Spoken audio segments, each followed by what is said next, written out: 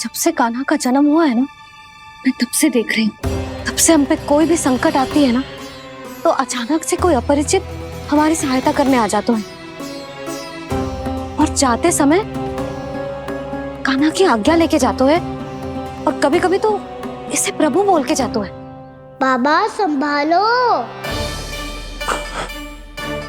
यशोदा, इस जानकी को चढ़ो है और विचित्र विचार तुम्हारे मन में है। अरे सब जानते हैं कि हमारा परिवार राजसी, तुम्हें पता ना चलते हो वो, पर हमारे कान्हा को सब राजकुमार ही समझते हैं देखकर, इसीलिए उसे सम्मान देने के लिए सब ऐसा ही करते हैं, और कोई बात ना है।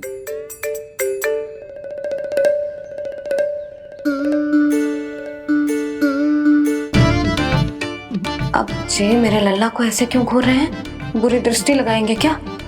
वैद्यराज जी, आपके सहायक तो गए, अब आप यहाँ क्यों? वो क्या है ना, मैं अपने रोगी का निरीक्षण करके पूरी तरह से संतुष्ट होकर ही जाता हूँ।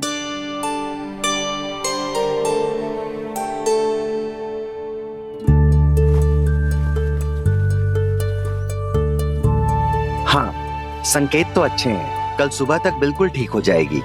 धन्यवाद वैद्य जी।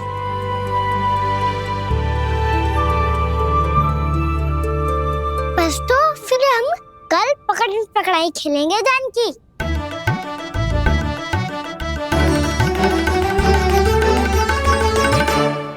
भानु, बंसी, जाकर उस क्षेत्र के चारों ओर बाड़ बनवा दो और वहां सूचना पट्ट भी लगा देना, ताकि जानकी के साथ जो हुआ है वो किसी और के साथ ना हो। शीघ्र जाओ। जी ठीक।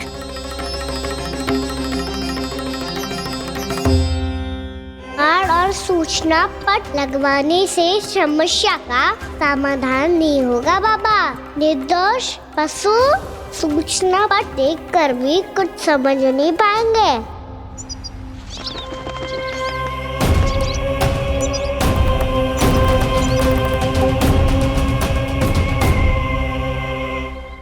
तो तुम्हारे कहने का अर्थ यह है कि व्योमासुर मारा जा चुका है, और वो बालक अब भी जीवित है। हाँ महाराज, मैंने गोप बालकों को कहते सुना था कि कृष्ण ने छलिया को मोक्ष दे दिया है, पर वृंदावन सुरक्षित नहीं है महाराज। वो एक बहुत बड़ी समस्या से जूझ रहे हैं। कैसी समस्या? गांव के निकट क्षेत्र में किसी विषैले सर्प का निवास है। उसके विष का प्रभाव इतना भयानक है महाराज, जैसे विष ना हो, स्वयं हलाहल हो। मेरी कोई भी औषधि रोगी का उपचार नहीं कर पा रही थी। निकट के क्षेत्र में कहाँ है वो सर्प? गोप मानते हैं कि वो सर्प गांव के निकट यमुना नदी के जल में रहता है। मुझे तो लगता है महाराज, ये कालिया नाग की कथा कोई किंवदंती या लोक श्रुति नहीं, एक सच्चाई है, एक विषैली सच्चाई।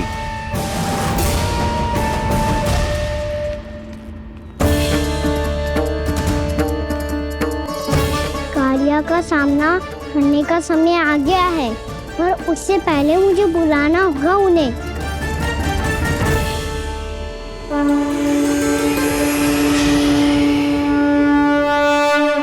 संसार के दारुण भय का नाश करने वाले, सभी कष्टों का हरण करने वाले, विश्व का समस्त ऐश्वर्य प्रदान करने वाले, कमल जैसे लोचन, मुख और चरणों वाले आजानुभुज श्री राम को मैं बार बार नमस्कार करता हूँ। आपदामपहर्तारं दातारं सर्व संपदा, लोकाभिरामं श्री रामं भूयो भूयो नमाम्यहम्। कागभूसोंडी कागभूसोंडी कागभूसोंडी। प्रभु क्षमा करें, मुझे जाना होगा।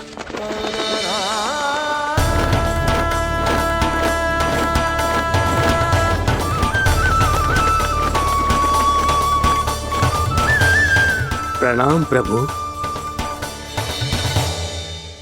अनेक बार मैं आपके दर्शनों के लिए आया प्रभु।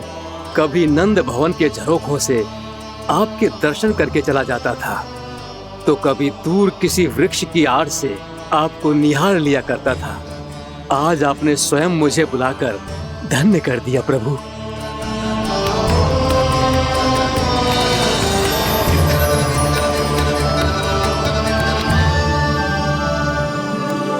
मैंने आपको यहाँ एक विशेष कारण से बुलाया है। आपके श्राप से इस कालिया नाग को मुक्त करने का समय आ गया है। ये तो बहुत ही उत्तम समाचार है प्रभु। इतने वर्ष बीत गए, मुझे आज भी स्मरण है वो दिन जब मैंने उन्हें श्राप दिया था। अपने क्रोध पर नियंत्रण खोकर बहुत बड़ी भूल कर दी थी मैंने प्रभु। बीती हुई घटनाओं पर दुखी होके कोई लाभ नहीं है।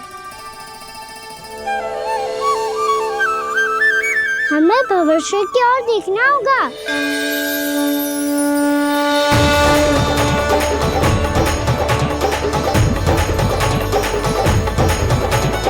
आदेश कीजिए प्रभु, क्या आज्ञा है आपकी?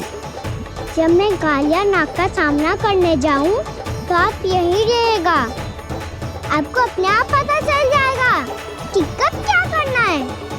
और हाँ, लौटते जाते समय नारद मुनि से कहिएगा वो आकर मुझसे भेंट करे। अवश्य प्रभु, प्रणाम। क्या इसने सच्ची में देवर्षि नारद को बुलाया है? नारायण नारायण, आपको संदेश भेजने की आवश्यकता नहीं थी।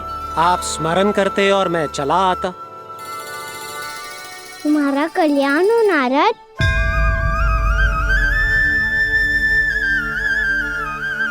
मैंने तुम्हें एक विशेष कार्य के लिए बुलाया है। आज्ञा दीजिए प्रभु। तुम्हें एक बार फिर कंस से भेंट करनी होगी। विचार कीजिए महाराज, क्या आप बिना किसी शंका के कह सकते हैं कि कौन सी पंखुड़ी पहली है और कौन सी आठवीं? उस दुष्ट से भेंट करना स्वयं कीचड़ में उतरने के समान है प्रभु। कमल पुष्प प्राप्त करना हो तो कीचड़ में उतरना पड़ता है नारद। आपका आदेश तो मैं स्वप्न में भी नहीं टाल सकता प्रभु। कंस कालिया नाग के बारे में जान गया है, पर वो उसका सामना करने का साहस नहीं कर पाएगा। मैं आतुर हूँ प्राप्ति, मूर्ख नहीं। मेरी बुद्धि फिर नहीं गई है। मैं स्वयं उस कालिया जैसे महाविषैले सर्प के सामने खड़ा हो जाऊं और अपने ही काल को आमंत्रित कर लूं। तो फिर अपने लाभ के लिए उसका प्रयोग करने का कोई और उपाय सोचिए स्वामी। कुछ ऐसा कीजिए कि यमुना नदी का पूरा जल विषैला हो जाए और वृंदावन वासी उसका उपयोग करे, और आपका काल कहलाने वाला वो बालक स्वयं काल के गाल में चला जाए। उत्तम उत्तम सुझाव है प्राप्ति। अब मुझे उस कालिया तक पहुंचने का मार्ग ढूंढना होगा। उसको विवश करने का कोई उपाय ढूंढना होगा, क्योंकि व्यक्तिगत रूप से उससे भेंट करना असंभव है। असंभव। आप सही कह रहे हैं प्रभु। कंस में उतना सामर्थ्य नहीं कि वो कालिया नाग का सामना स्वयं कर सके। वैसे तो कालिया गरुड़ देव का भी सम्मान नहीं करता, तो फिर वो कंस का सम्मान क्यों करेगा भला? नहीं करेगा, पर कंस तुम्हारा सम्मान अवश्य करेगा नारद। तुम्हारी बातें भी सुनेगा और मानेगा भी। ये मेरी योजना का बहुत ही महत्वपूर्ण भाग है। तुम कंस के पास जाओ और कहो कि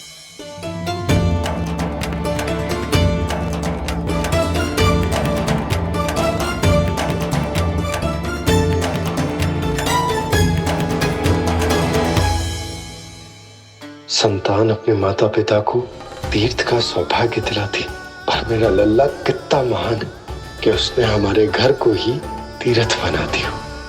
ऐसा तीर्थ जहां मेरी आंखों के सामने भक्त और भगवान का मिलन हो रहा है। जो आज्ञा प्रभु।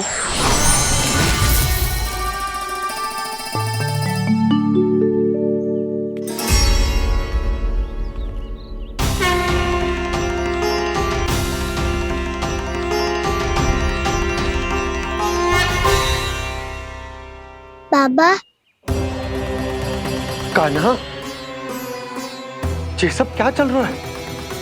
पहले काक भुसुंडी जी और फिर जे नारद जी। क्या योजना बना रहे हो तुम?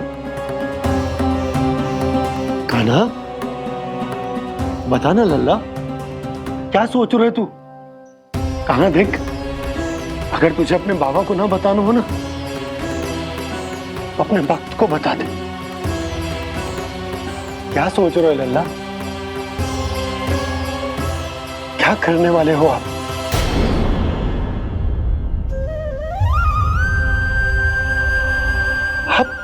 आप इतने दुखी क्यों हो? कान्हा,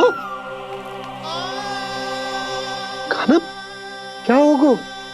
क्योंकि मुझे आभास हो गया है बाबा, समय आने वाला है। कौन सा समय आने वाला है लल्ला? इसीलिए सब कुछ बदलने वाला है।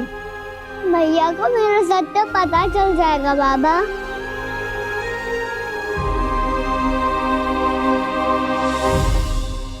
पर लल्ला, इसका काक भुसुंडी और कालिया नाग से क्या संबंध है? ऐसा क्या हुआ था और क्या होने वाला है?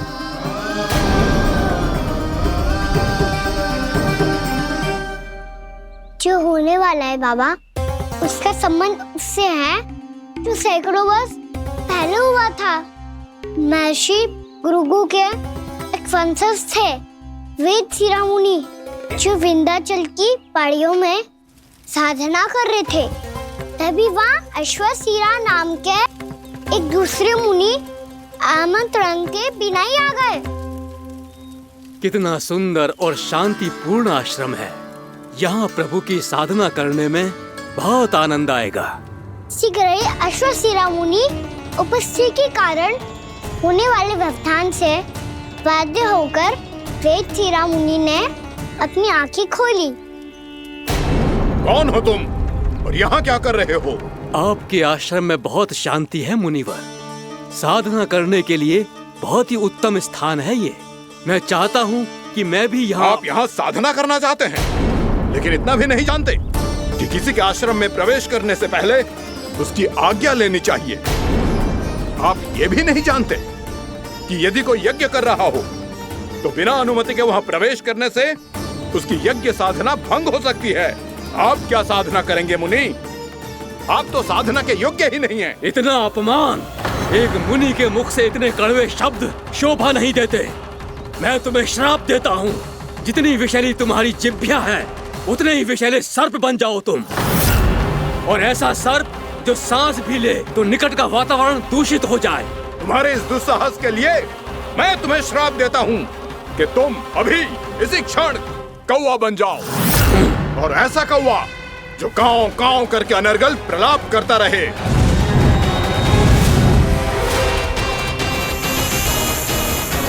ये मैंने क्या किया? ये मैंने क्या किया? क्रोध के कारण दोनों ने एक दूसरे को श्राप दे दिया। पर दोनों ही मेरे भक्त थे, और भगवान होकर मैं अपने भक्तों को इतनी कठिनाई में कैसे देख सकता था। इसीलिए जिस संकट में उन दोनों ने अपने आप को फंसा लिया था, उसका समाधान करने में मैं उनके पास गया।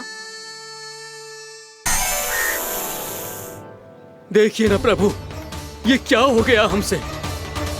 हमारी रक्षा कीजिए प्रभु, मार्ग दिखाइए हमें।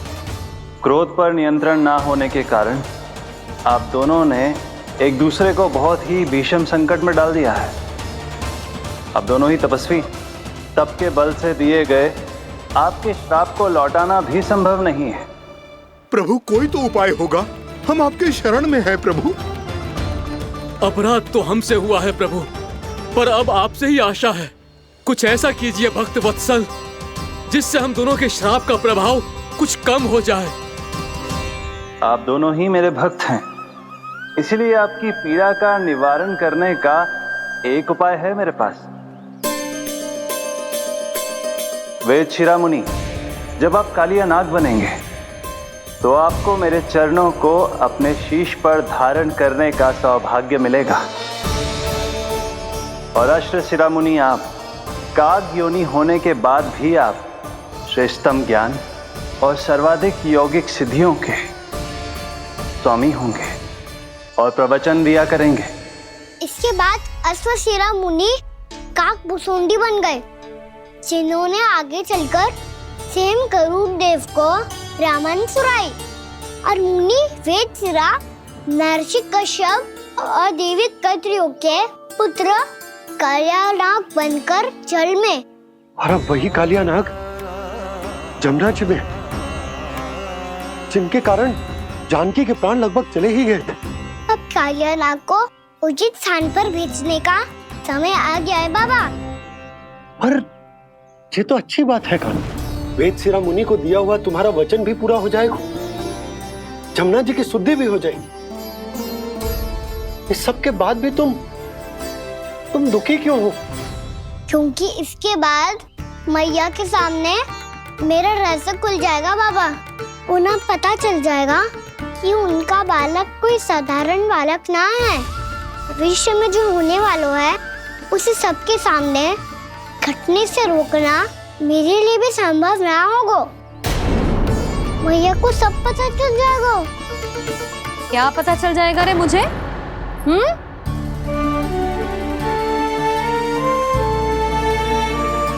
यही कि सबसे अधिक प्रेम मैं आपसे ही करता हूँ। अब बस भी कर, चलो भोजन के लिए बुलाने आई थी तुम दोनों को। भूखा थोड़े ना रहने दूंगी अपने लल्ला को, मेरा लल्ला दुर्बल हो जाएगा ना। आप खिलाओगे तो ही खाऊंगा। हाँ ठीक है, मैं ही खिलाऊंगी। अब चल, आओ जी चल।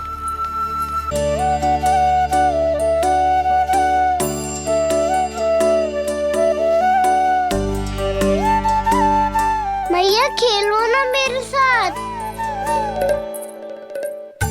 मैया सुनो ना, मेरी बात ना मानोगी? अभी बहुत कार्य पड़े लल्ला, देख जानकी को औषधि भी देने जानो है ना। औषधि मैं दे दूंगा, फिर तो खेलोगी ना आप मेरे साथ? पिछले कुछ दिनों से अपनी मैया का अधिक से अधिक प्रेम पाने का प्रयास करो है कान्हा। इसका तो एक ही अर्थ हो सकता कि कछु बहुत बड़ो होने वालों है। कान्हा रुक जा लल्ला। कान्हा क्यों तंग कर रहा है? मैया को पहन लेना। कान्हा, कान्हा, ये क्या करो तूने?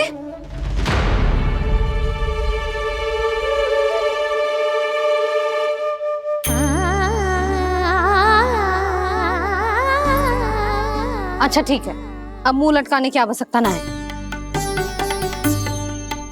ये ले।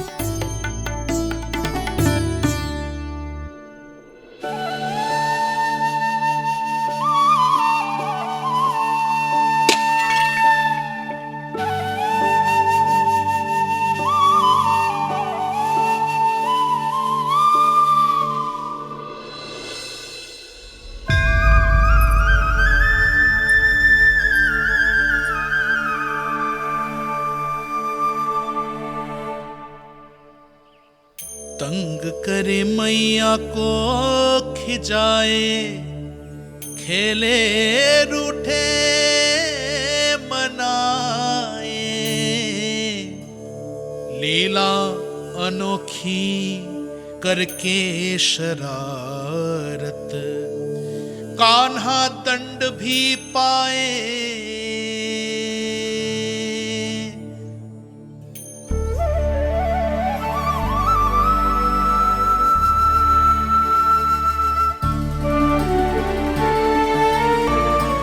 रूठना मनाना, खेलना खिलाना, पहले शरारत करके क्रोध दिलाना और फिर क्षमा मांग लेना, ये सब जानबूझकर कर रहे है कान्हा। जैसे जीवन भर के लिए अपनी मैया की ममता को अपने हृदय में समेट कर रखना चाहते हो। कैसे कैसे करूं उस कालिया से मित्रता, कैसे करूं उसका उपयोग?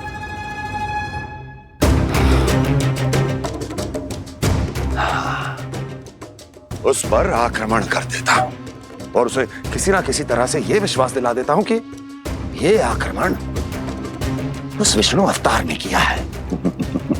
फिर वो क्रोध में आकर सारे वृंदावन वासियों को अपने विष से समाप्त कर देगा। उचित है, ये उचित है। नारायण हरि, नारायण हरि।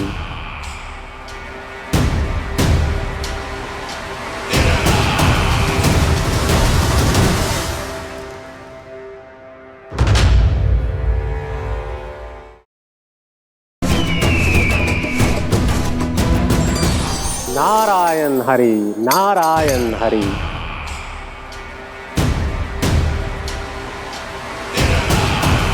प्रणाम देवर्षि।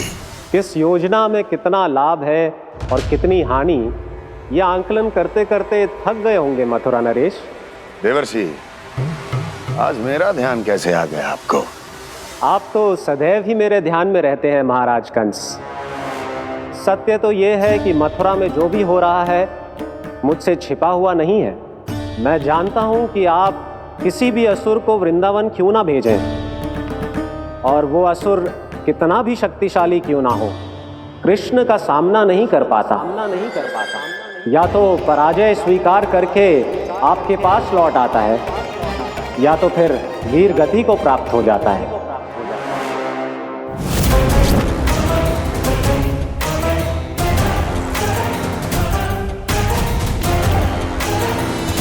वाह, मुझे मेरी असफलताएं स्मरण कराने आए हैं, मेरे घाव को खुरेदने आए हैं, उन पे नमक छिड़कने आए हैं। मित्र को शत्रु समझने की भूल मत कीजिए महाराज कंस। मैं तो आपकी सहायता करने आया हूं। हाँ, और मेरी सहायता। कृष्ण विष्णु अवतार है, आप विष्णु के भक्त हैं। मैं हूं विष्णु द्रोही, फिर भी तो आपके आराध्य को हानि पहुंचाना चाहता है, उसकी सहायता करना चाहते हैं आप। क्या आप निश्चित रूप से कह सकते हैं कि आप ब्रह्मांड के सभी नियमों को अच्छी तरह समझते हैं? अवश्य। आपके लिए बस इतना ही जानना पर्याप्त होगा कि मैं जो कुछ भी कर रहा हूं उसके लिए मेरे व्यक्तिगत कारण हैं। मैं तो बस आपके हित में पिछली बार की तरह एक सुझाव लेके आया था, पर यदि आप मेरा सुझाव सुनना भी नहीं चाहते तो आपकी इच्छा। नारायण हरि, नारायण हरि। कारण चाहे जो हो, इनके पिछले सुझाव के कारण ही आज मेरे शत्रुओं की संख्या कम है। अन्यथा मैं देवकी के अन्य पुत्रों को भी जीवित छोड़ देता, और आज वो सब अपने भाई के साथ मिलकर उसकी शक्ति को अनेक गुणा बढ़ा देते। ठहरिए देवऋषि।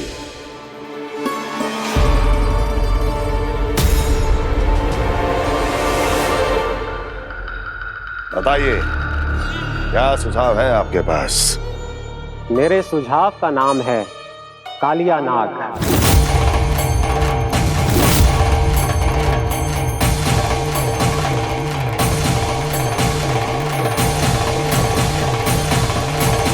उसके विषय में मैं जानता हूं देवर्षि। तो समस्या यह है कि मैं स्वयं उससे मिलने नहीं जा सकता, उससे भेंट नहीं कर सकता। उस कृष्ण की हत्या के लिए उसको वृंदावन जाने के लिए तैयार नहीं कर सकता। तो मत जाइए उसके सामने, और ना उसे भेजिए कृष्ण के सामने। हर बार आप किसी न किसी असुर को अपने शत्रु के क्षेत्र में भेजते हैं, जहां शत्रु उसका सामना करने के लिए पूरी तरह से तैयार होता है और आपका असुर मारा जाता है। इस बार शत्रु को युद्ध स्थल चुनने का अवसर मत दीजिए महाराज।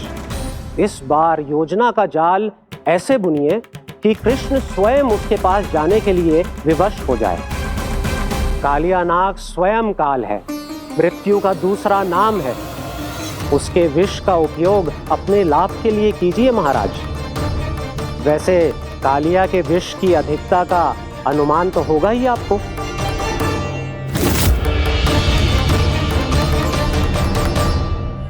एक बार जो उसके क्षेत्र में पहुंच गया, फिर उसके विष से बचना असंभव है। उचित सुझाव है देवर्षि, उचित सुझाव है। देवर्षि, उस छलिया विष्णु की भक्ति करते करते आप भी उसके रंग ढंग सीख गए हैं। उचित है। उचित है।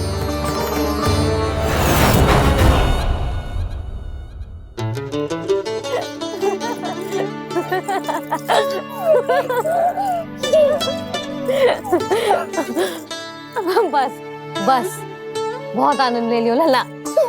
बस अब दूध पी ले। ठहर ठहर, गर्म है। जी ले ले भी।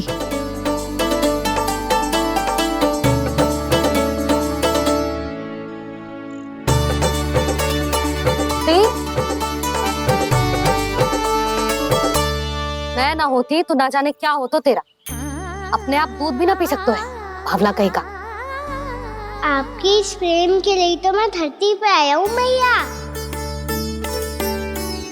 मैं भी यही सोच रहा हूँ यशोदा कि तुम ना होती तो मेरा क्या होता। इसी बात पे थोड़ा दूध और कजू खाने को दे दो। अरे मैं तो भूल ही गई। तनिक ठहर जाओ जी, दूध पी लेना तो आपके लिए भी कछु ले आती।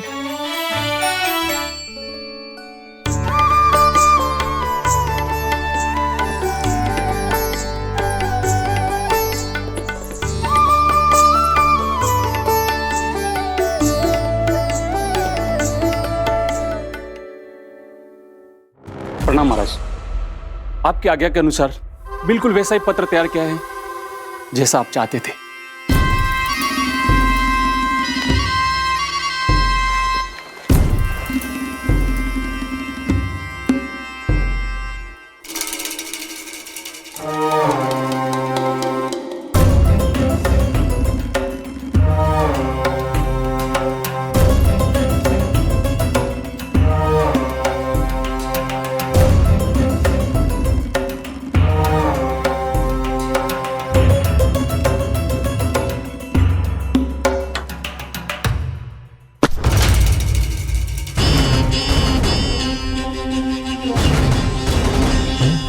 कृष्ण जन्म से लेकर आज तक ये मेरी सबसे महत्वपूर्ण योजना है। इसका सफल होना निश्चित है दूत, किंतु केवल वही करना जैसा मैंने कहा है। जाओ।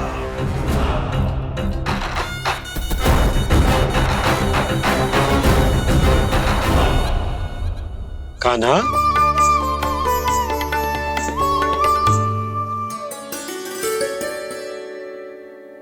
क्या होगा? बाबा मैं चाहता हूँ कि मैया की स्वमता क्रिस्टल फ्रेम की वर्षा मुझ पे सरते ऐसे होते रहे। वो तो होती रहेगी लल्ला। अपने लल्ला के लिए किसी मैया का प्रेम कभी कम हो सकता है भला? नंदराज, वो मथुरा से एक दूत आयो है महाराज कंस का राजपत्र लेके।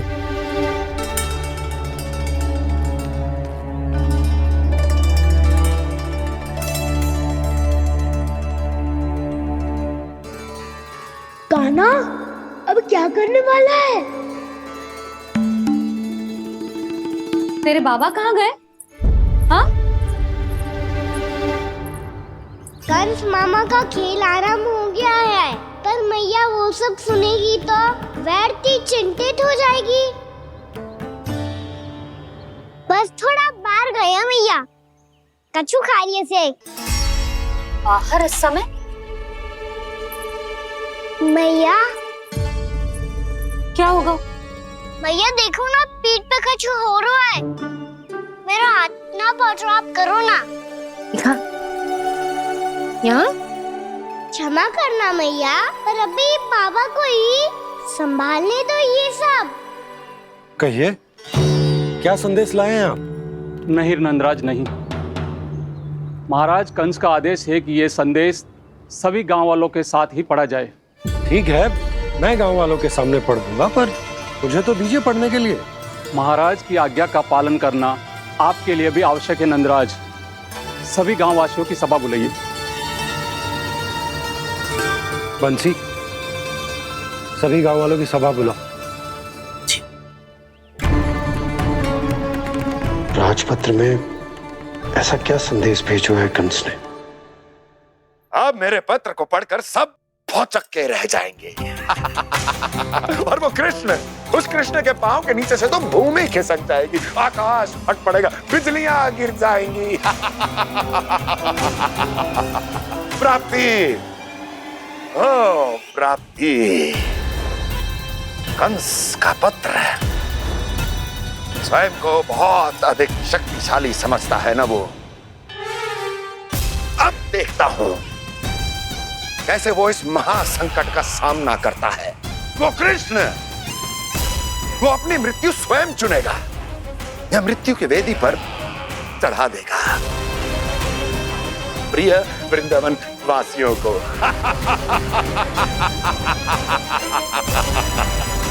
अब आएगा आनंद प्राप्ति, अब आएगा आनंद।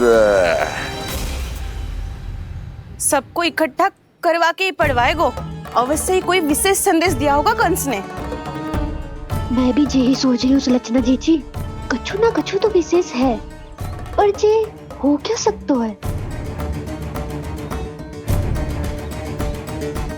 हाँ, बात तो सही है। ऐसा क्या हो सकता है? सभी गांव वासियों के सामने कहा जाए, कछु तो विशेष अवश्य लग रहा है। बाहर तक कोलाहल क्यों हो रहा है? मैया, मैया, अब क्या होगा? मैया देखो ना, सर पे कछु हो रहा है। लल्ला, नारायण ने तुझे हाथ दिए हैं ना?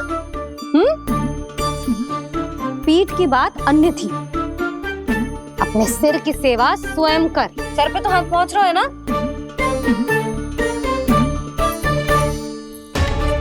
मैया सुनो ना, मैया देखो ना, तीव्र कर कछु हो रहा है।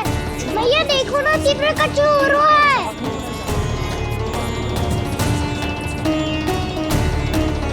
सब लोग आ चुके हैं, अपना संदेश सुनाइए आप। गोपराज नंद और सभी वृंदावन वासियों को सूचित किया जाता है कि मथुरा अधिपति और आप सभी के महाराज कंस ने कल सुबह भव्य पूजा का आयोजन किया है।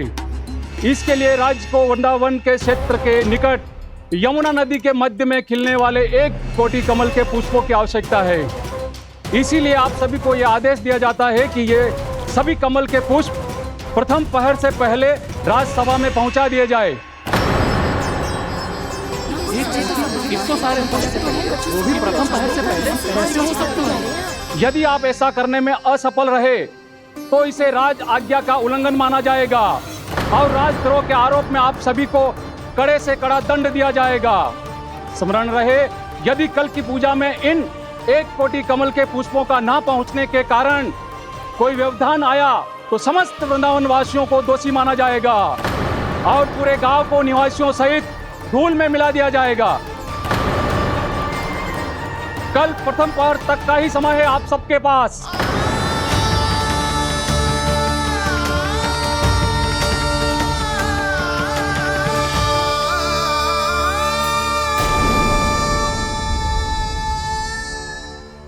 कमल पुष्प, वो भी कल प्रथम प्रहर में? ऐसे कैसे संभव है? और कोई साधारण पुष्प ना, यमुना नदी के मध्य खिलने वाले विशेष कमल के फूल चाहिए उन्हें। लेकिन यमुना नदी में तो कालिया नाग ने विष घोल के रखा है, तो फिर कैसे हो पाएगा? यह संभव है। हमारी मृत्यु का संदेश भेजा राजा कंस ने। सदैव की भांति इस समस्या पर भी गांव के बड़े ही विचार करेंगे। बालकों का यहाँ होना उचित ना है।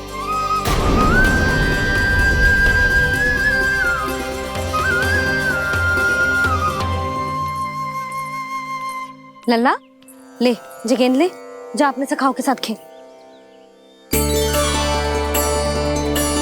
सुबह उज्जवल, मधुमंगल वसंता, देखो मैया ने क्या दिया है। चलो खेलें, बहुत आनंद आएगा आज।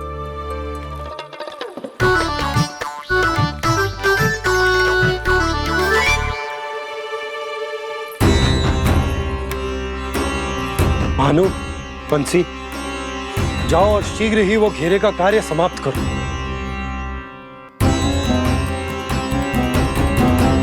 पर कछु ना कछु तो करना पड़ेगा ना। पर हम कर ही क्या सकते हैं?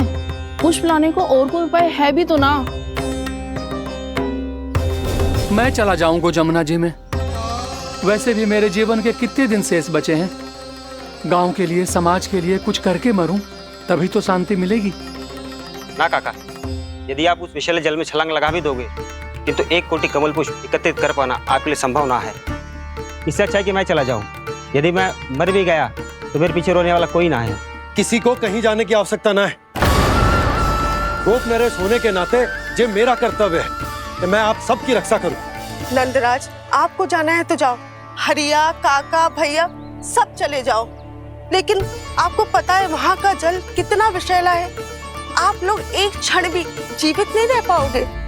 फिर कैसे इकट्ठा करेंगे 1 कोटि कमल पुष्प? आप बात तो सही कह रही हैं शांति। उस दुष्ट कंस ने ऐसी मांग रख के हम सबको फंसा दिया। हम में से कोई भी क्यों ना चला जाए और इस संकट का समाधान ना निकले को। कान्हा, बताना कौन सा खेल खेलें? गेंद पकड़ खेलते हैं। पर एक बात सुन लो सब, कोई भी तीव्र गति से ना फेंको गेंद को। भैया ने फ्रेम बनाई है मेरे लिए। सब तैयार हो?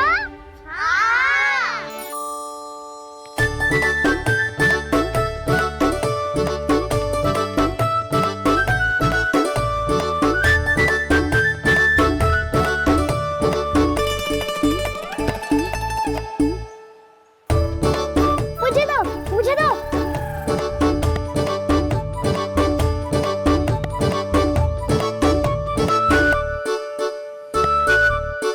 मुझे दो, मुझे दो।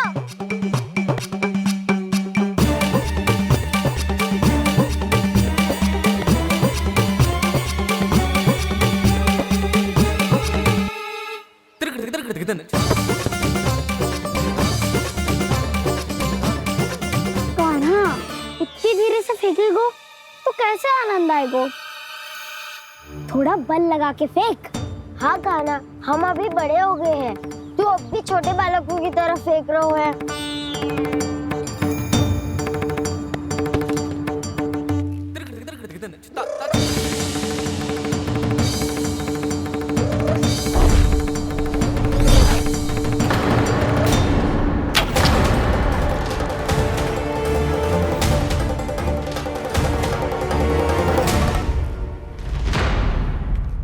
दीदी जी क्या करो कान्हा? गेंद तो डूब गई।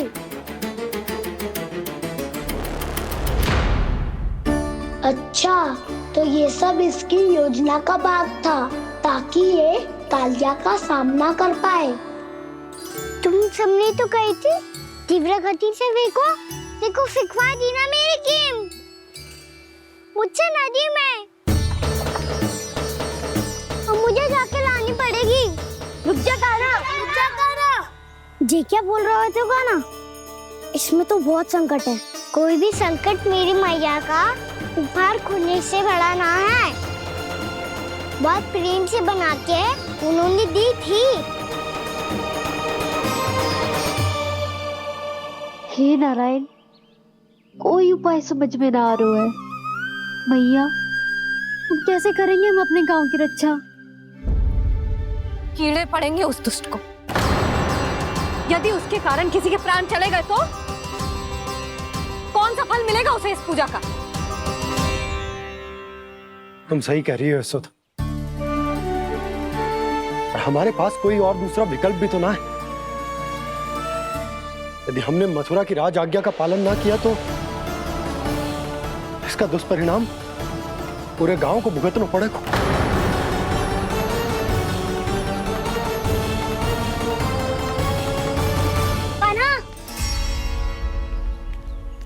तुम्हें पता है कि तू भगवान है, दिव्य है, बहुत शक्ति है तुझमें। पर फिर भी हम तुझे विषैले जल में ना जाने दे सकते। कुछ होगा तो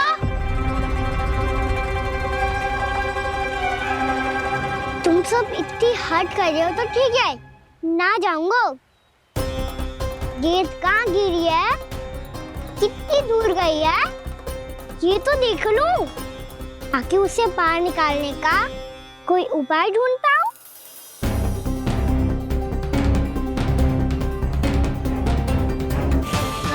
हाँ।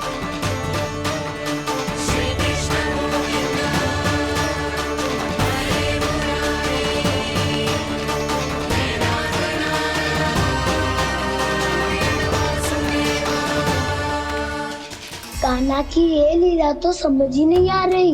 पहले इसने देवश्री नारद को मथुरा जाकर कंस को भड़काने के लिए कहा, फिर स्वयं ही दुखी भी हो गया कि अब इसका रहस्य सबके सामने खुल जाएगा।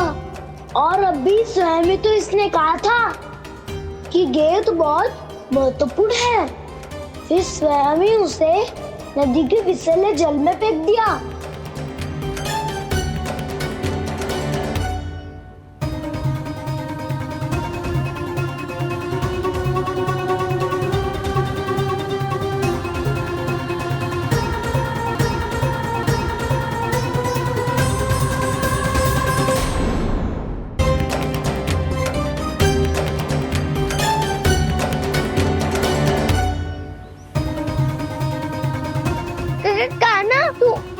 ऊपर क्यों चढ़ रहा है? अरे ऊंचाई से देखूंगा तभी तो गेंद दिखेगी।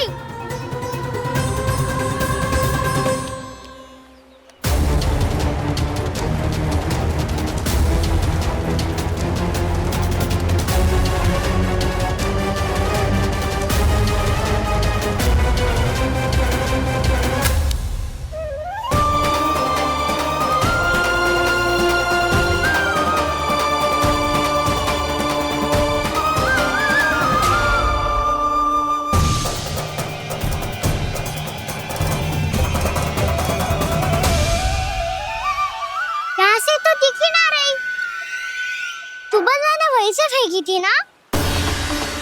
ना वहाँ से फेंकी थी। कहाँ से? देखा ना वहाँ से। समझ ना आ रहा, ठीक ठीक बताना कहाँ से फेंकी थी?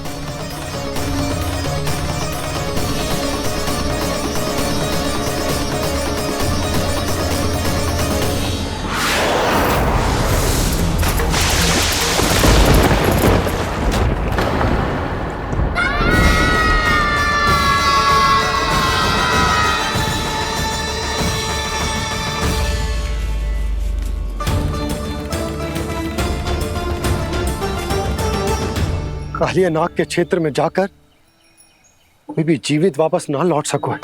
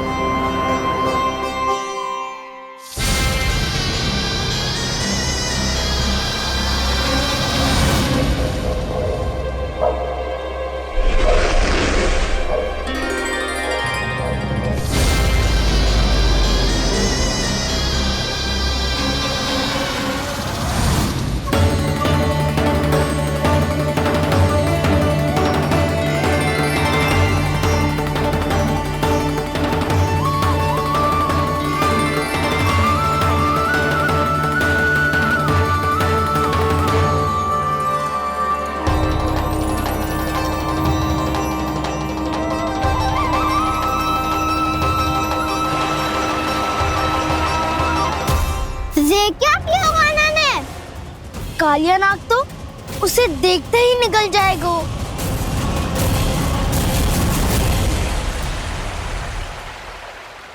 तो आरंभ से अब तक सब कुछ उसकी लीला का ही भाग था।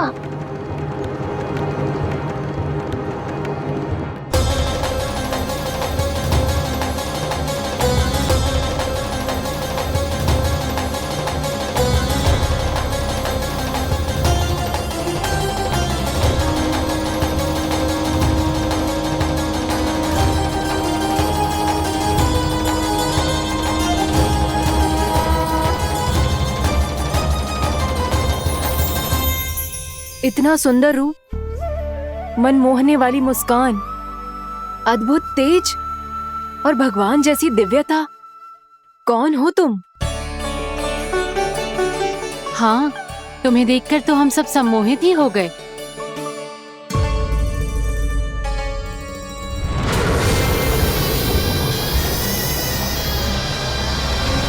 तुम जो भी हो बालक, वापस लौट जाओ। हमारा हृदय तुम्हें ही देखते रहना चाहता है, किंतु यदि हमारे पति जाग गए तो तुम्हें अवश्य हानि पहुंचाएंगे। ये बहुत विषैले है बालक, कालकोट जैसे भयानक। इनके विष से तुम नहीं बच सकोगे। नंदराज, कालिया नाग के विष का प्रभाव बढ़ते ही जा रहा है। पहले 8 कोस तक उसके विष का प्रभाव था, अब तो 1 योजन से अधिक क्षेत्र में फैलो है। जल पीने के प्रयास से अनेक पशु मारे गए हैं और नदी के निकट के वृक्ष और वनस्पति सब नष्ट होने लगे।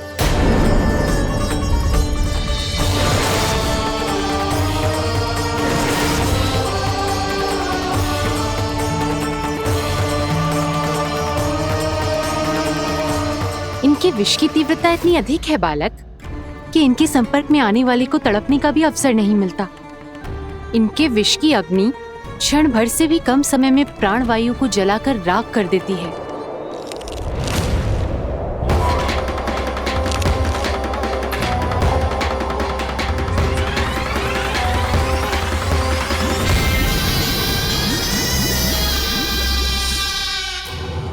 तब तो समस्या और भी गंभीर हो जाएगी।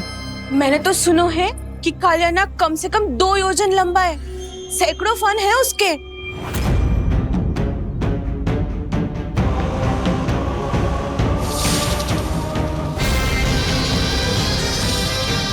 इसका अर्थ तो ये है कि हम दोनों ओर से फंस गए। एक और कंस को 1 कोटि कमल पुष्प देने जो कि कालिया नाग के क्षेत्र में पड़ते हैं, और दूसरी ओर उस कालिया नाग का विष यमुना जी के क्षेत्र में बढ़ता ही जा रहा। इसके कारण हम ही नहीं, निर्दोष पशु पक्षी भी संकट में। इन दोनों समस्याओं का एक ही समाधान है, उस कालिया नाग का सामना करना। और ये ना समझ आ रहा कि हम ये करेंगे कैसे, क्योंकि ये बात साधारण मनुष्य के बस की ना है। हमारे लिए ये असंभव है।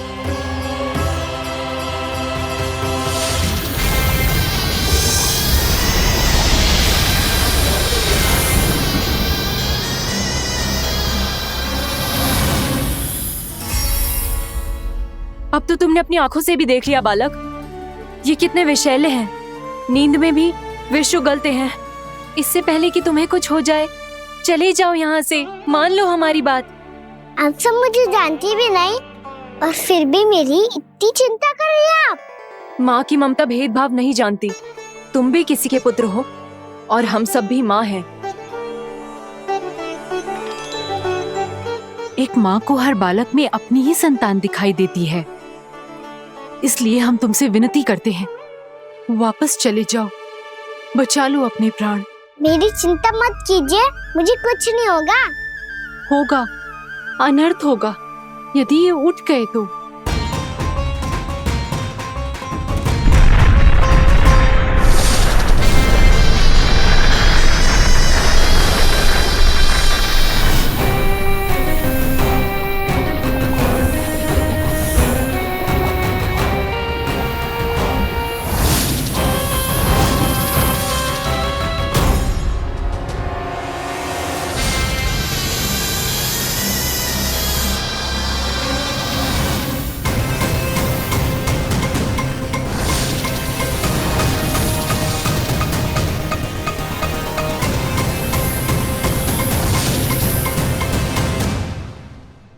सामने होते हुए भी अपने इश्क को केवल वही देख सकता है जो अपना अभिमान त्याग चुका हो।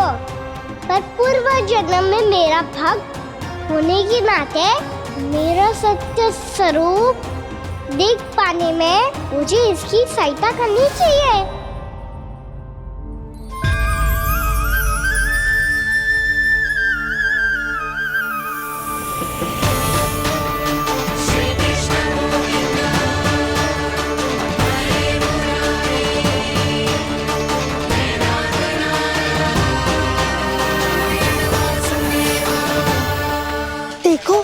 हमारा छोटा सा कान्हा कैसे डट के खड़ा हुआ है इतने विशालकाय, इतने महाभयंकर सबके सामने।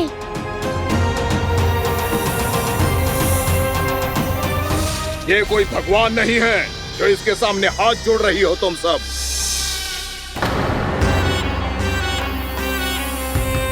एक सामान्य साधारण बालक है ये, जो ये तक नहीं जानता कि इसके सामने है इसका काल, कालिया। तू कौन है बालक? मेरे इतने निकट आकर भी तू जीवित कैसे है? मेरी नहीं, अपनी चिंता करो कालिया। बहुत मनमानी कर ली तुमने। अब बस मैं तुम्हें रोकना हूँ। अब बस मैं तुम्हें रोकना हूँ। मैं तुम्हें रोकना हूँ। बित्ते भर का है तू, मेरे विष के बारे में जानता ही क्या है? और कहता है मुझे रोकने आया है। किससे? किससे रोकना चाहता है तू मुझे? मुझे क्रोध दिलाने की भूल मत कर बालक। अपनी फुंकार से ही तेरी इस मुस्कुराहट को अंतिम मुस्कुराहट बना सकता हूं मैं। शीघ्र बता, कौन है तू और किसने भेजा है तुझे?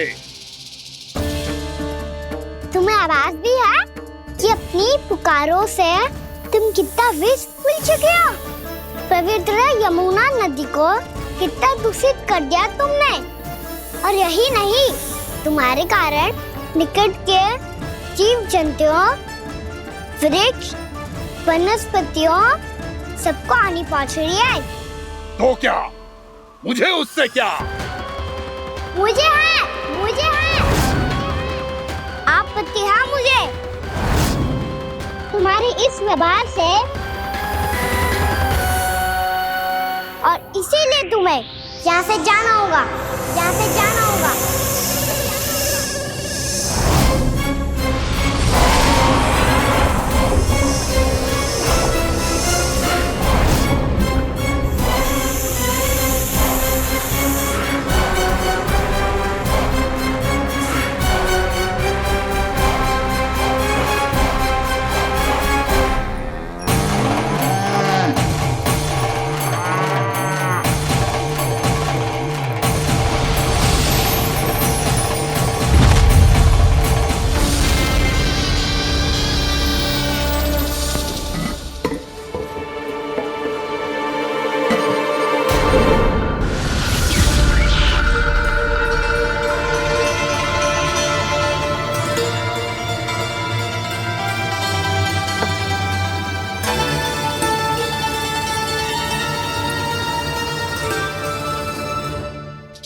मुझे आदेश देने का साहस भी कैसे किया तूने?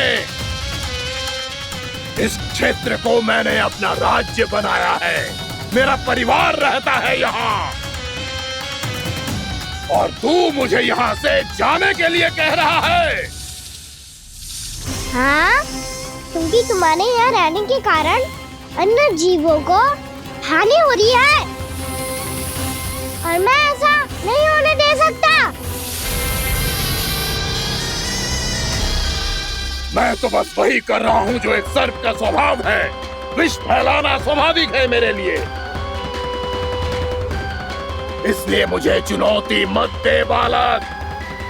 चुनौती तो मैं दे चुका हूँ कालिया। अब तो बस तुम्हें स्वीकार करनी है।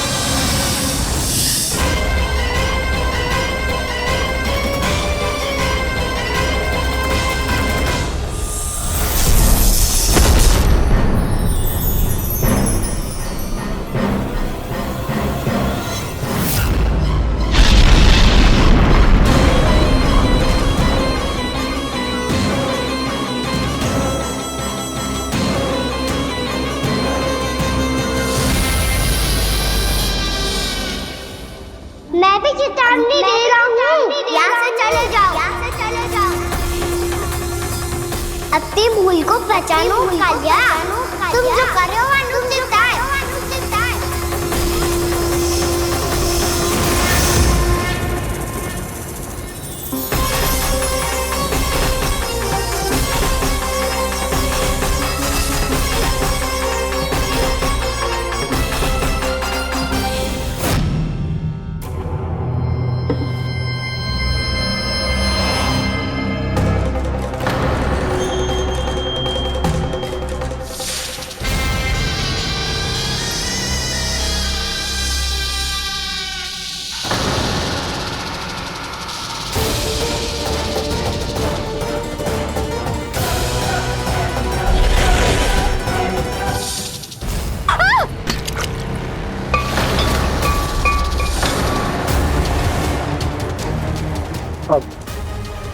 मैं आता हूँ।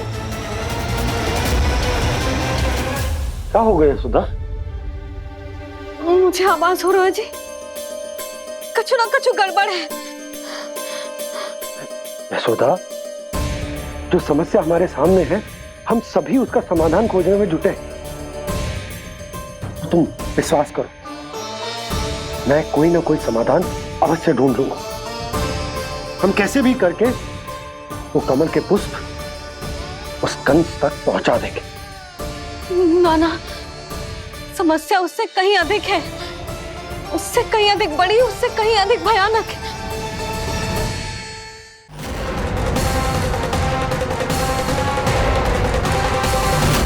विस्की ये बूंद से ही सबके प्राण चले जाते हैं। इसने तो विस्की धारियां फेंकी है खाना पे। कान्हा कैसे बच्चे को अधिक विष से? इसका विष तो क्या, ये सर स्वयं भी छू तक नहीं पाएगा हमारे कान्हा को।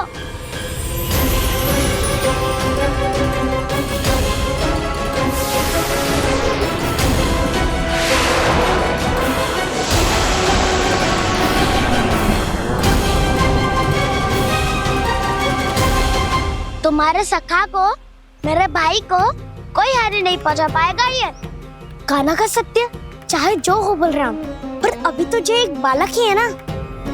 देखो कैसे विष के कारण स्थिर हो गया है।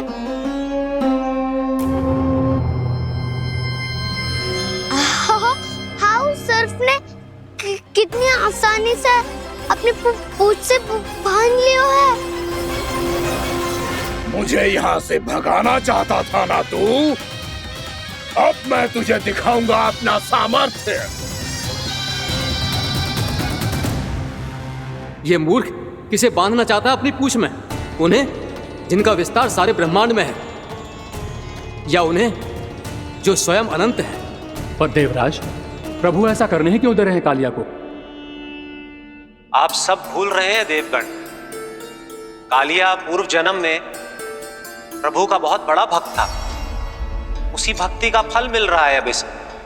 वैसे भी भक्तों के मन का भाव सबल हो तो भगवान तो सहज ही बंध जाते हैं।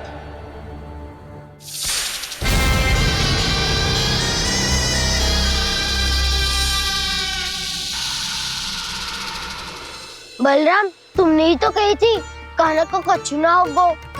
देखो दुष्ट ने चारों ओर से जकड़ लियो है।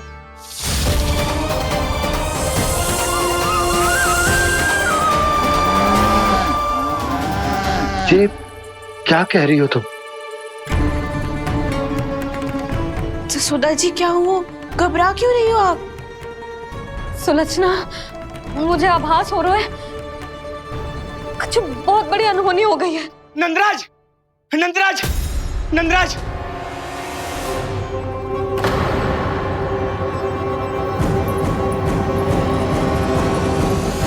नंदराज, कान्हा ने जमुना नदी में छलांग लगा दी है। कान्हा ने जमुना नदी में छलांग लगा दी है। कान्हा ने जमुना नदी में छलांग लगा दी है। कान्हा जमुना में कूद गया है। मुझे लगा था आज कछु गड़बड़ होने वाली है। मुझे आज कान्हा को ना जाने देना चाहिए था।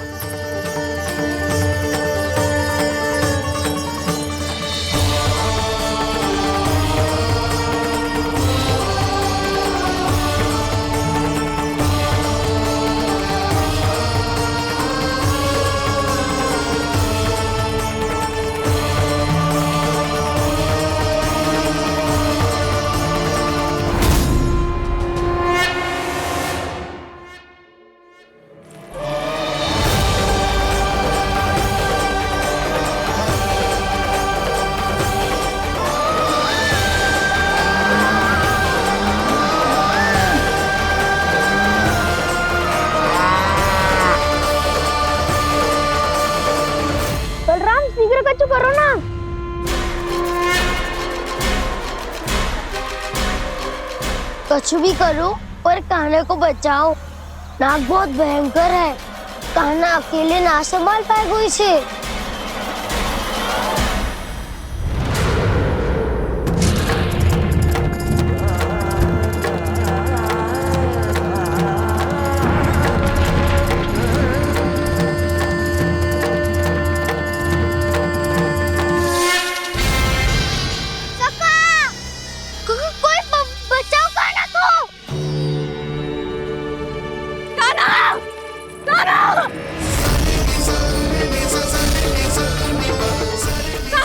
यशोदा, यशोदा रुको। छोड़ दो मुझे, छोड़ दो मुझे।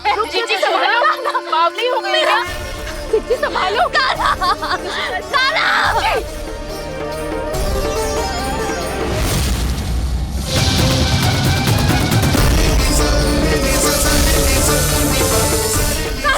यशोदा, यशोदा रुको। छोड़ दो मुझे, छोड़ दो मुझे। जीजी संभालो, बावली हो गई क्या?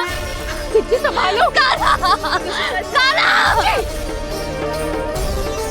देखो अब कैसे तुम्हारे अस्थियों को तोड़कर छोटे छोटे टुकड़ों में बदल दूंगा मैं।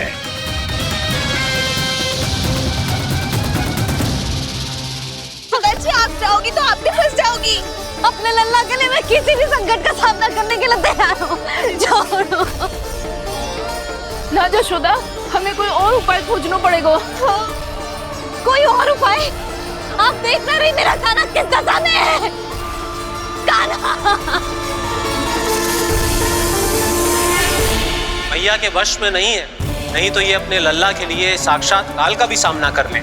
ये तो केवल कालिया नाग है। हे नागराज, आप मेरे प्राण ले लो पर कान्हा को छोड़ दो।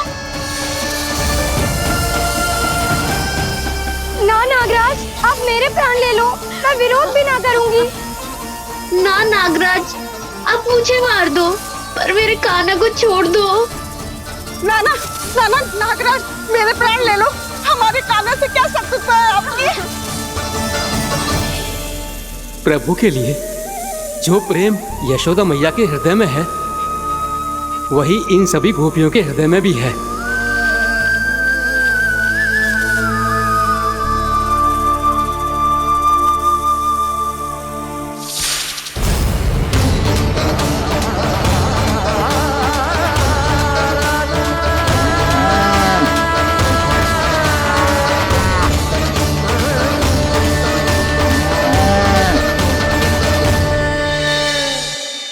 यशोदा, यशोदा, देखो इन गोपियों को, इन गैयाओं को। इन सब के मन में भी तुम्हारी भांति ही ममता भरी हुई। वो सब भी कान्हा से उतना ही प्रेम और स्नेह करती है, उतनी ही ममता से भरी हुई है जितनी कि तुम। तो तुम ही सोचो, जिसके साथ इतनी ममता और इतना स्नेह, इतना प्रेम, उसका कोई क्या कर सकता है? उस कालिया नाग का वेश इस सब आशीर्वादों के सामने कछु न है। कछु करो जी। उसे बोलो वो मेरे प्राण ले ले, मेरे कान्हा को छोड़ दे। यशोदा,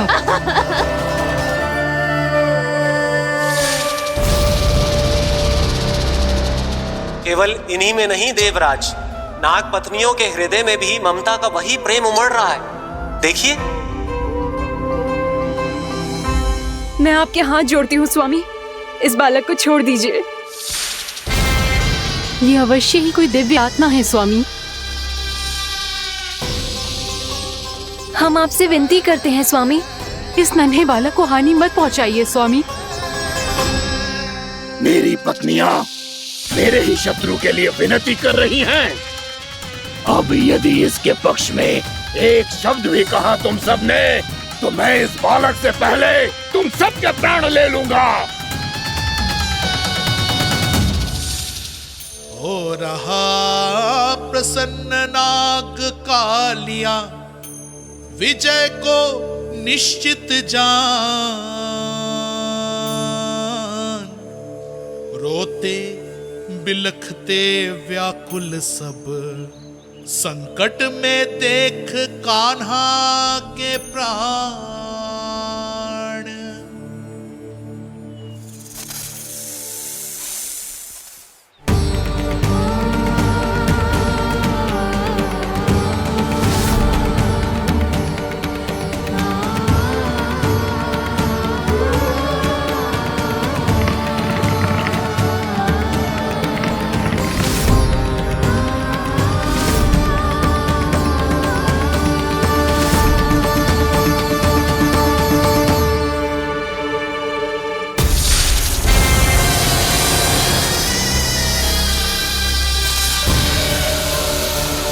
कुछ करो जी, मेरे लल्ला को बचा लो, कोई तो कुछ करो।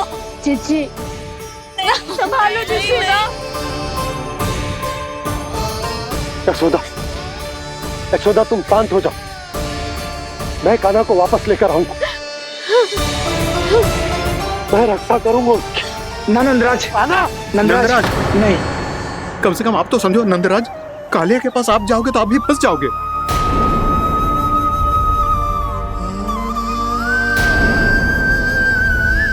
बलराम, तेरा भाई इतनी भीषण संकट में है और तुझे जरा भी दुख ना हो रहा?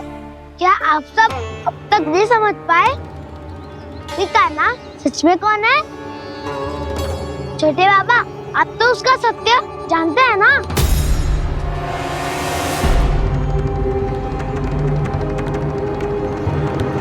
मानता हूँ कि आप सब कान्हा के रहस्य के बारे में नहीं जानते, पर क्या उसके जन्म से आज तक घटी एक से बढ़कर एक विचित्र घटनाओं को भी भूल गए हैं आप सब? भूल गए हैं कि कैसी पूतना जैसी राक्षसी उसका कुछ बिगाड़ नहीं पाई, कैसे तरनावती जैसा भयानक राक्षस उसे एक खरोच भी नहीं दे पाया था।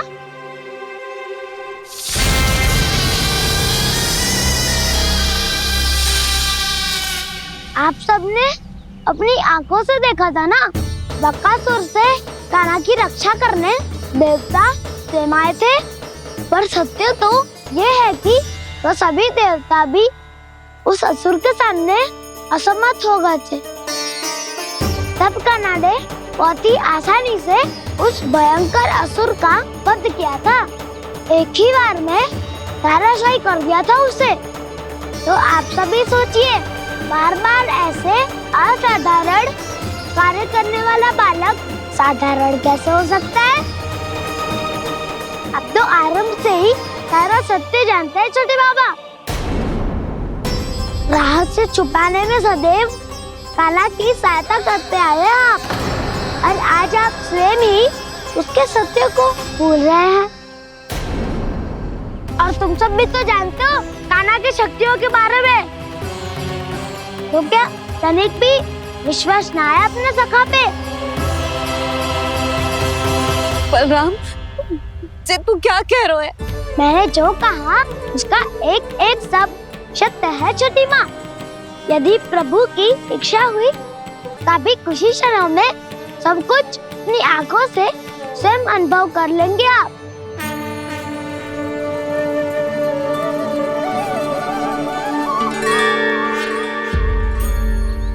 शांताकारं भुजगशयनं पद्मनाभं सुरेशं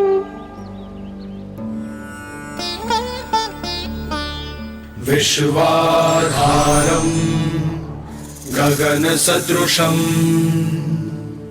मेघवर्णं शुभांगं लक्ष्मीकान्तं कमलनयनं योगी वीरध्यानगम्यं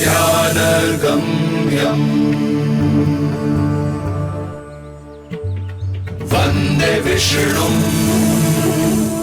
भवभयहरं सर्वलोकैकनाथम्।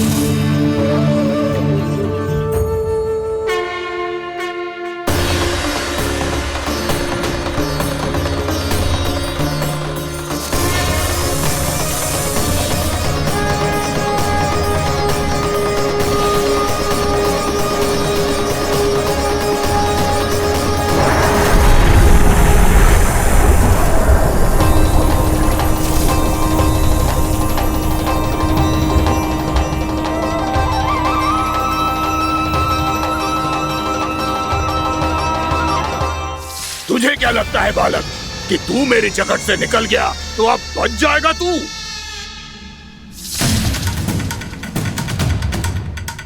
मेरे विष से अपनी प्राण रक्षा करने में सफल रहा, मेरी जगत से भी छूट गया, पर मेरे दंश से नहीं बच पाएगा।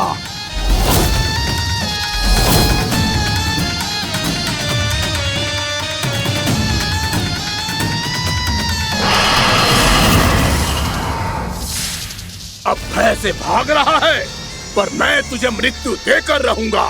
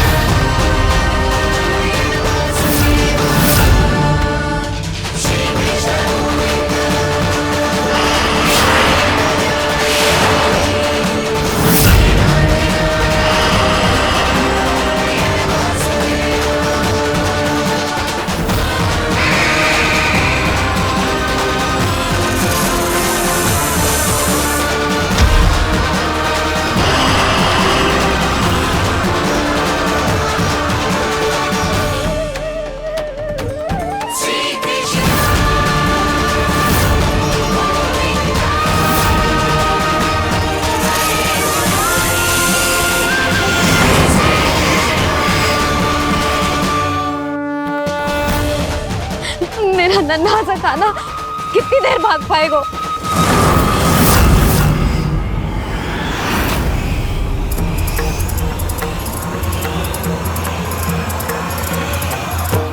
और कितनी प्रतीक्षा करोगे मेरी भक्त कालिया?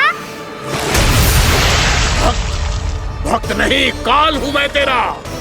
जब अहंकार का मुकुट बुद्धि को ढक लेता है तो भक्त अपने भगवान को भी नहीं पहचान पाता। व्यर्थ की पहेली में मत उलझा बालक, ना मैं भक्त हूँ और ना तू भगवान।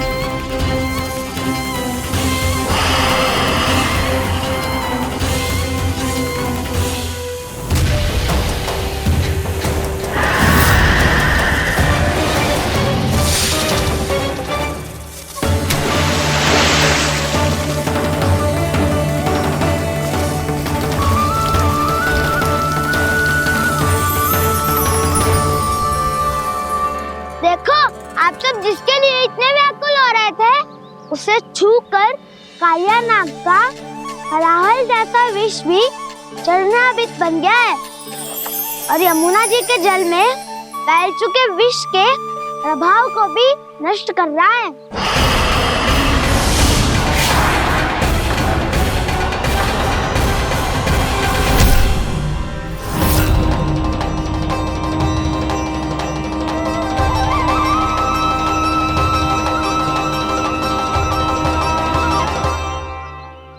धर्म रक्षक अधर्म विनाशक प्रभु श्री कृष्ण का कौशल सचमुच अद्वितीय है। नारायण नारायण।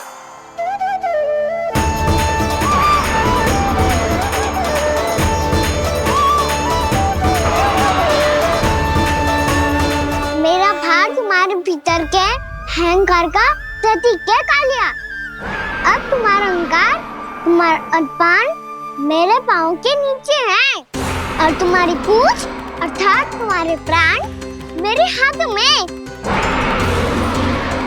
अब तुम क्या करोगे भग?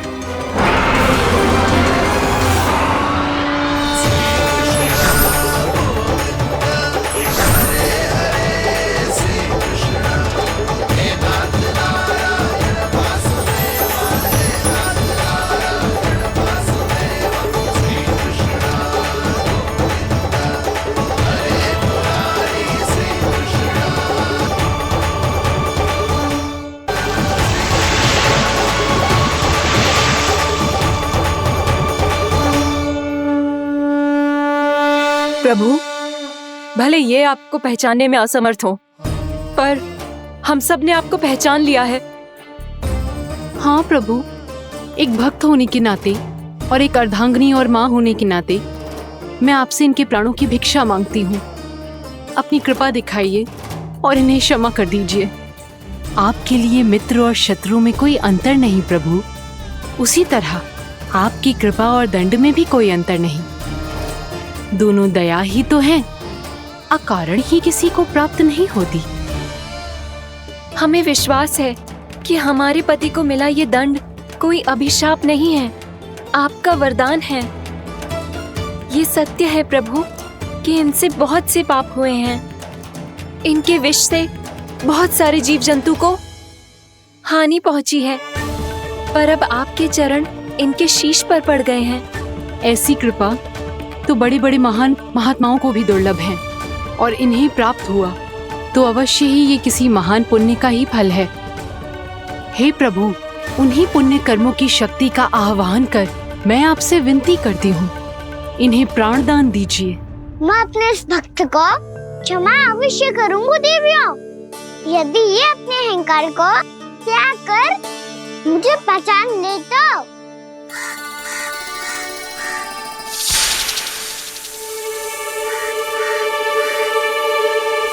मैं तुम्हें श्राप देता हूँ, जितनी विषैली तुम्हारी जिह्वा है उतने ही विषैले सर्प बन जाओ तुम।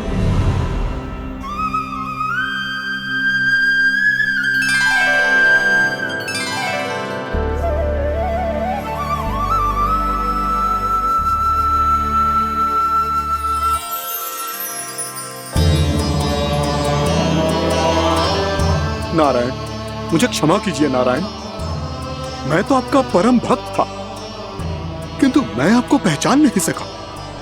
इसका दंड तो मुझे मिलना ही था, किंतु मैं अब प्रायश्चित करना चाहता हूं। इसके लिए यदि आप मेरे प्राण भी ले लेंगे तो भी मुझे कोई दुख नहीं होगा। मैं अपना जीवन, मृत्यु और अपना अस्तित्व सब कुछ आपको समर्पित करता हूं।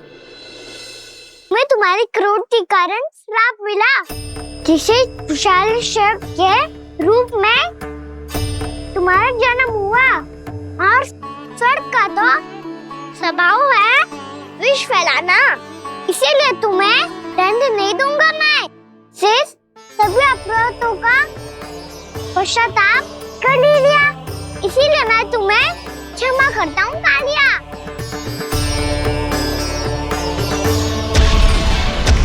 पर तुम्हें यहाँ से दूर समुद्र